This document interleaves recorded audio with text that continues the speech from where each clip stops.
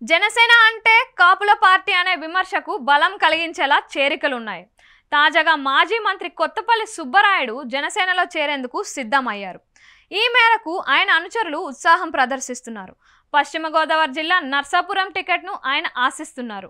ఈ మేరకు జనసేనలో ఆయన చేరుతున్నారని సుబ్బరాయుడు అనుచరులు చెబుతున్నారు.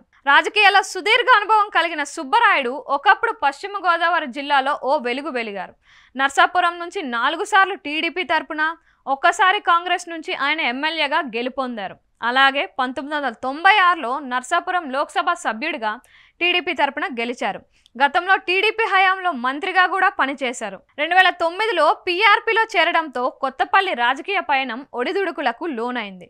పీఆర్పీని కాంగ్రెస్లో విలీనం చేయడంతో ఆయన కూడా అదే పార్టీలో కొనసాగారు. 2014లో ఆయన టీడీపీలో చేరారు. కాపు కార్పొరేషన్ చైర్మన్గా బాధ్యతలు నిర్వర్తించారు. అనంతరం 2019లో వైసీపీలో చేరారు. నర్సాపురం ఎమ్మెల్యేతో విభేదాల కారణంగా వైసీపీని వీడారు.